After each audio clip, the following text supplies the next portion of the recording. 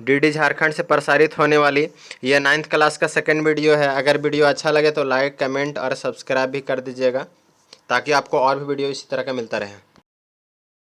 Hello friends, आज हम गति के बारे में पढ़ेंगे, जिसको हम मोशन भी कहते हैं। आप सभी गति के बारे में तो जानते ही होंगे। कहीं भी कोई काम हो रहा हो तो उसमें गति जरूर होती है। इसी चीज को हम विस्तार में जानेंगे और इस वीडियो में हम 3 चीजों की चर्चा करेंगे। तो आइए देखते हैं कि हम किन किन 3 चीजों पे चर्चा करने वाले हैं। सबसे पहले हम जानेंगे कि मोशन यानी कि गति होती क्या है। फिर हम जानेंगे मोशन इन स्ट्रेट लाइन यानी सीधी रेखा में गति। और अंत में हम डिस्टेंस एंड डिस्प्लेसमेंट यानी कि दूरी और विस्थापन के बारे में जानेंगे। तो चलिए शुरू करते हैं और जानते हैं गति के बारे में। अब ये मोशन क्या होता है, सीधे शब्दों में जाने तो अगर कोई ऑब्जेक्ट यानी कि कोई वस्तु मूव कर रहा है तो वो मोशन में है, और अगर वो एक जगह पर रुका हुआ है तो उसको हम कहेंगे कि वो रेस्ट पर है। अब आपके आसपास की वस्तुओं को देखिए और सोचिए कि वे रेस्ट में हैं या फिर मोशन में। देखिए, जैसे कि ये बच्चा स्कूल जा रहा है तो ये बच्चा मोशन में है। बच्चों, आपने कई बार पेड़ से पत्तों को गिरते हुए देखा होगा, वो भी मोशन ही कहलाएगा। यानी कि कोई भी वस्तु जो हिल रही हो मोशन में कहलाती है, और कोई भी वस्तु जो स्थिर अवस्था में हो वो रेस्ट में कहलाती है। अब हम मोशन इन स्ट्रेट लाइन को समझ लेते हैं। सीधे शब्दों में कहें तो अगर कोई वस्तु जैसे कि एक कार सीधी रोड पर चल रही है तो इस टाइप के मोशन को मोशन इन स्ट्रेट लाइन कहते हैं। इसलिए जब किसी वस्तु की स्थिति संदर्भ या समय के फ्रेम के संबंध में बदलती है तब हम उसे गति में कहते हैं। उदाहरण के लिए, जब हम ट्रेन में बैठे होते हैं तो ट्रेन के संदर्भ में तो हम स्थिर अवस्था में होते हैं, लेकिन जमीन के संदर्भ में हम गति में होते हैं। यानी कि अगर हम चलते ट्रेन में ही हैं तो ट्रेन में बैठा आदमी हमें स्थिर दिखेगा, लेकिन अगर हम जमीन पर खड़े हैं तो चलते ट्रेन में बैठा आदमी हमें गति में दिखेगा।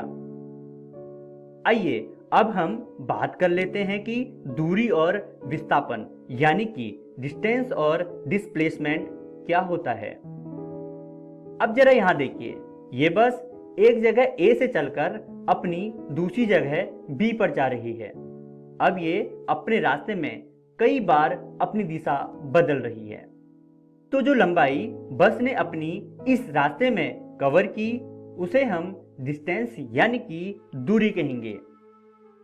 अब मान लेते हैं कि ये बस एक दूसरे रोड से जा रही है जो कि डेस्टिनेशन ए से बी तक सबसे छोटी दूरी में पहुंचेगी। अब ये स्ट्रेट रोड ए और बी के बीच में, जिसमें कि एक दिशा में वस्तु मूव कर रहा हो और वो भी सबसे छोटी दूरी में, तो उसे हम डिस्प्लेसमेंट यानी कि विस्थापन कहेंगे। चलिए एक और उदाहरण देखते हैं। मान लीजिए कि आप अपने घर से सुबह चलते हैं अपने स्कूल के लिए, जो कि 4 किलोमीटर दूरी पर है, लेकिन स्कूल पहुंचने के लिए आपको काफी घूम के जाना पड़ता है और वो रास्ता 7 किलोमीटर का पड़ जाता है। तो जरा सोचिए और बताइए कि आपके घर से स्कूल तक की दूरी कितनी होगी और घर से स्कूल तक का विस्थापन क्या होगा। ये सवाल आप लोग नोट कर लीजिए और घर से सोच के आइएगा। हम इस जवाब की चर्चा अगली वीडियो में करेंगे। तो आज की इस वीडियो में हमने motion in a straight line, distance and displacement को पढ़ा। आशा करता हूं आपको यह सब समझ में आया होगा। तो मिलते हैं अगली वीडियो में। धन्यवाद।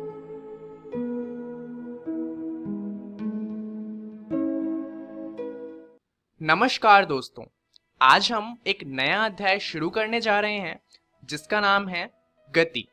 अब ये एक बहुत ही ज़्यादा महत्वपूर्ण चैप्टर है, सिर्फ इसलिए नहीं क्योंकि इसमें से बहुत ही ज़्यादा नंबर के प्रश्न पूछे जाते हैं, परंतु इसलिए भी क्योंकि हम जानते हैं, हमने इससे पहले भी फिजिक्स पढ़ा है, हमने फोर्स और काफ़ी सारी चीज़ों के बारे में जाना है। परंतु फिजिक्स का जो एक्चुअल में बेस बनता है वो 9th क्लास के इसी अध्याय से बनता है। तो फिजिक्स जो वास्तव में शुरू होगी वो अभी के बाद शुरू होगी, और इसीलिए ये जो चैप्टर है ये बहुत ही ज़्यादा इम्पॉर्टेंट हो जाता है, क्योंकि हमारी एक्चुअल फिजिक्स इस अध्याय से शुरू होती है। तो चलिए इसी बात पर जानते हैं कि इस वीडियो में हम क्या जानने वाले हैं। तो इस वीडियो में हम बहुत ही मामूली चीज़ों को जानेंगे और धीरे धीरे वीडियो का लेवल बढ़ता जाएगा। तो आप सभी वीडियो को ध्यान से देखिएगा।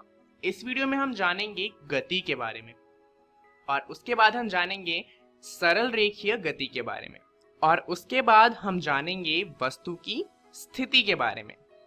तो चलिए सबसे पहले शुरुआत करते हैं एक सवाल से। सवाल है कि गति आखिर होती क्या है। नॉर्मल सी बात है, हमारे अध्याय का नाम गति है, तो सबसे पहले ये सवाल पूछना ज्यादा सही रहता है। तो इसका उत्तर बहुत ही आसान सा है। अगर कोई वस्तु चल रही है तो वो गति में है, और अगर नहीं चल रही है तो वो स्थिर है। उदाहरण के लिए अभी आप एक रूम में बैठकर इस वीडियो को देख रहे हैं, तो आप कहीं मूव नहीं कर रहे, यानी कि आप कहीं चलकर नहीं जा रहे, आप एक जगह पर रुके हुए हैं। इसका मतलब आप स्थिर हैं। परंतु आप जब स्कूल आए होंगे तो रास्ते में आपको चलना पड़ा होगा, या हो सकता है आप बस लेके आए हों, या हो सकता है आप कार से आए हों, या बाइक से आए हों, या आप किसी भी ट्रांसपोर्ट से आए हों। परंतु जब आप स्कूल आ रहे थे तब आप चल रहे थे, आप कॉन्टिन्यूसली मूव कर रहे थे। तो इसका मतलब क्या है कि जब आप स्कूल आ रहे थे तब आप गति में थे। तो अब हमें गति क्या होती है वो तो समझ आ गया। कोई चीज जब चलेगी तो वो गति में होगी, और कोई चीज अगर नहीं चलेगी तो वो गति में नहीं होगी। अब दूसरा प्रश्न है कि आखिर हम गति के बारे में पढ़े क्यों, हमें गति का अध्ययन करना ही क्यों चाहिए। तो अब सबसे जरूरी बात ये होती है कि जब हम किसी चीज को पढ़ रहे होते हैं तो हमें ये जान लेना चाहिए कि उसे पढ़ना जरूरी क्यों है, आखिर उसे पढ़ने से हमें कोई फायदा होगा भी या नहीं होगा। तो अब गति को पढ़ने से हमें फायदा क्या हो सकता है। दरअसल गति को हमें इसलिए पढ़ना चाहिए क्योंकि गति हर जगह है। अब आप सोचेंगे कि गति हर जगह थोड़ी होती होगी, जहां पे कोई चीज चल रही होती होगी सिर्फ वहीं तो होती होगी, पर यही तो बात है। दरअसल इस वर्ल्ड में जितनी भी चीजें हैं ऑलमोस्ट सारी चीजें मूव करती रहती हैं। चलिए बहुत सारे उदाहरण ले लेते हैं। उदाहरण के लिए अगर हम सोलर सिस्टम की बात करें तो यहाँ पर क्या होता है, सूर्य हमारा बीच में होता है और बाकी सारे ग्रह क्या करते हैं, उसके आसपास चक्कर लगाते हैं। तो यानी कि वो सूर्य के आसपास गति कर रहे हैं। सूर्य की छोड़िए, चलिए अर्थ की बात करते हैं। तो अर्थ में क्या होता है, जो हमारा चांद है यानी कि मून, वो अर्थ के चारों ओर चक्कर लगाता है और हर 24 घंटे में एक चक्कर पूरा करता है।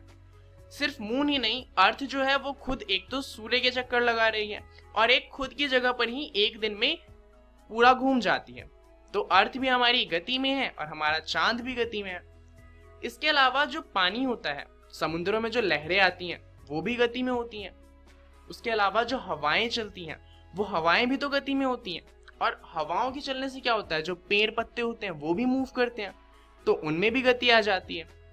इसके अलावा जितने भी ट्रांसपोर्ट हैं हमारे, जितने भी वाहन हैं, जैसे कि रेलवे हो गया, हवाई जहाज हो गए, हमारी साइकिल हो गई, बाइक हो गया, कार हो गया, ये सब मूव करते हैं। अब इसके अलावा हमारे घर में जो पंखा है वो मूव करता है, यहाँ तक कि जो हम घड़ी पहनते हैं उसके अंदर जो कांटे होते हैं वो भी मूव करते रहते हैं। अब इसे देखिए, ये एक दीवार है। अब आप सोचेंगे यहाँ पर तो कोई गति होती ही नहीं होगी, परंतु आपने जो पहला चैप्टर पढ़ा होगा मैटर के बारे में, यानी कि हमारे आसपास के तत्व के बारे में, तो उसमें आपने जाना होगा कि सभी चीजें छोटे छोटे कणों से मिलकर बनती है, और वो कण हमेशा गतिशील होते हैं। यानी कि ये दीवार तो मूव नहीं कर रही, परंतु उस दीवार के जो छोटे छोटे कण होंगे वो आपस में कॉन्टिन्यूसली मूव कर रहे होंगे। तो दीवार तो रुकी हुई है परंतु उसके अंदर भी गति हो रही है। तो आप देख सकते हैं कि गति हर जगह पे है, इसलिए इसे पढ़ना जरूरी हो जाता है। तो चलिए शुरुआत करते हैं बहुत ही आसान तरह की गति को पढ़ते हुए, जो कि है सरल रेखीय गति। अब सरल रेखीय गति सबसे सरल प्रकार की गति होती है और इसमें होता क्या है कि एक सीधी रेखा में जितने भी गति होंगे हम सिर्फ उनका अध्ययन करेंगे।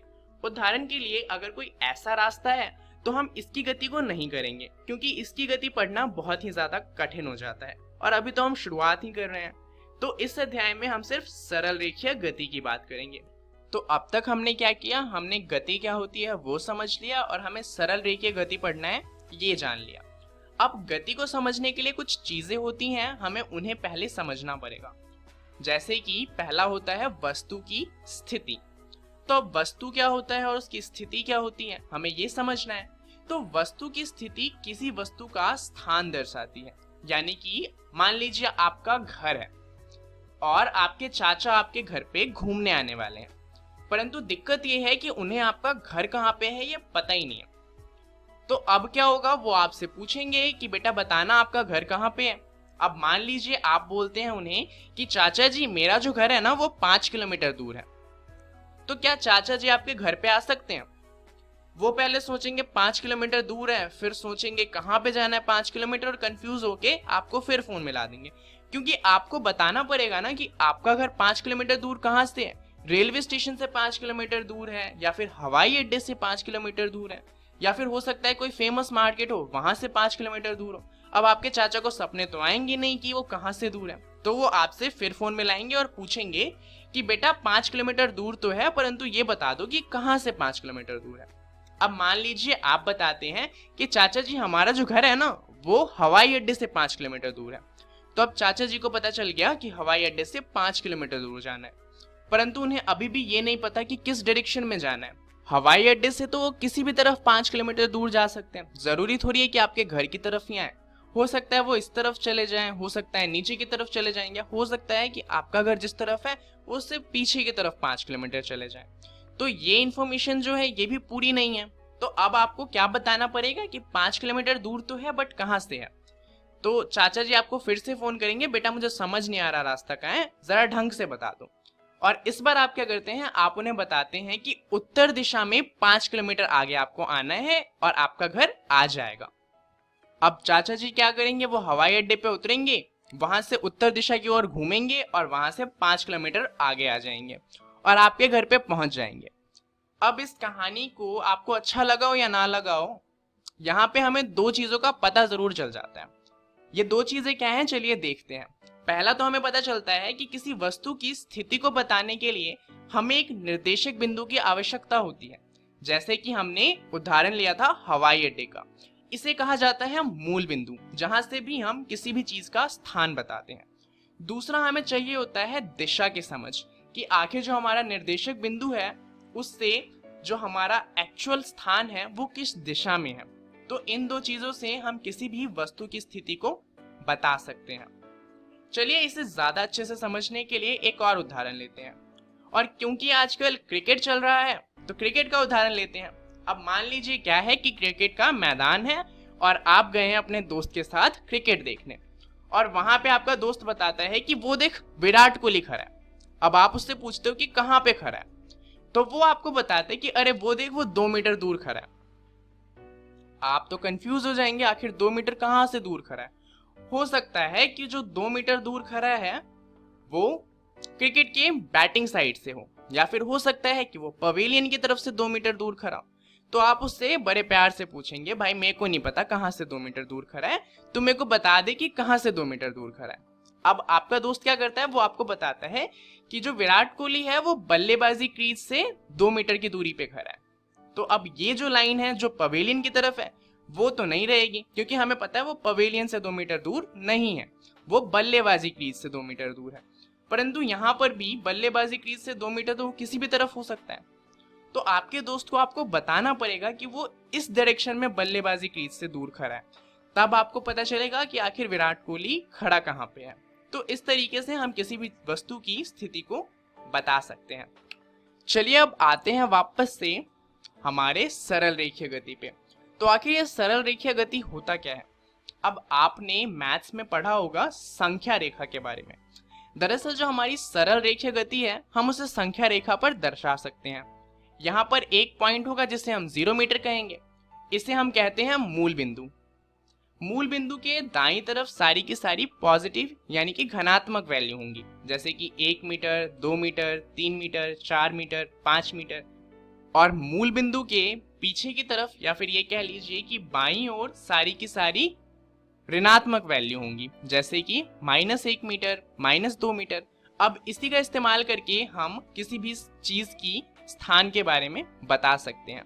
ऐसा हम कैसे करेंगे वो हम जानेंगे अगले वीडियो में। तब तक जानते हैं इस वीडियो में हमने क्या क्या जान लिया। तो सबसे पहले हमने बात करी गति की, फिर हमने जाना सरल रेखीय गति को, और लास्ट में हमने जाना वस्तु की स्थिति के बारे में। अब इनके बारे में आपको क्या करना है, अपनी एनसीईआरटी की किताब में पढ़ना है, जिससे आपको ये सारी चीजें और अच्छे से समझ में आ जाए। तो आपको पढ़ना क्या क्या है, आपको एनसीईआरटी की किताब में गति का अध्याय खोलना है और उसके अंदर गति का वर्णन पढ़ना है और सरल रेखीय गति पढ़ना है। अगले वीडियो में हम बात करेंगे सरल रेखीय गति के बारे में और अच्छे से, तो इसे भी आप पढ़कर आइएगा ताकि अगली वीडियो आपको अच्छे से समझ में आए। इस वीडियो के लिए इतना ही, धन्यवाद। Daily quiz. पहला प्रश्न, अगर कोई वस्तु चल रही है तो वह डैश में है। ऑप्शन ए गति में, ऑप्शन बी स्थिरता, ऑप्शन सी त्वरण में, और ऑप्शन डी इनमें से कोई नहीं। दूसरा प्रश्न, वस्तु की स्थिति के लिए किसका होना आवश्यक है। ऑप्शन ए दिशा, ऑप्शन बी निर्देश बिंदु, ऑप्शन सी गति, ऑप्शन डी ए और बी। प्रश्न 3, निर्देश बिंदु को और क्या कहा जाता है। ऑप्शन ए मूल बिंदु, ऑप्शन बी शुरुआती बिंदु, ऑप्शन सी स्थिति बिंदु, ऑप्शन डी इनमें से कोई नहीं। चौथा प्रश्न, इनमें से कौन सा गति का उदाहरण नहीं है। ऑप्शन ए चलती हुई कार, ऑप्शन बी पृथ्वी, ऑप्शन सी दीवार, ऑप्शन डी दीवार के कण। प्रश्न 5, वस्तु की स्थिति किसी वस्तु का डैश दर्शाती है। ऑप्शन ए दिशा, ऑप्शन बी निर्देश बिंदु, ऑप्शन सी स्थान, ऑप्शन डी इनमें से कोई नहीं। सही उत्तर क्वेश्चन 1 का ए, क्वेश्चन 2 का डी, क्वेश्चन 3 का ए, क्वेश्चन 4 सी, क्वेश्चन 5 सी।